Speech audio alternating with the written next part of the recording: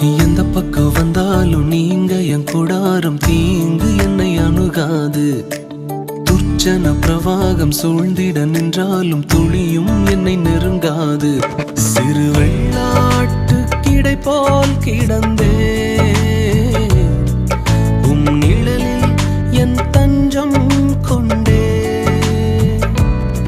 உயர் மலை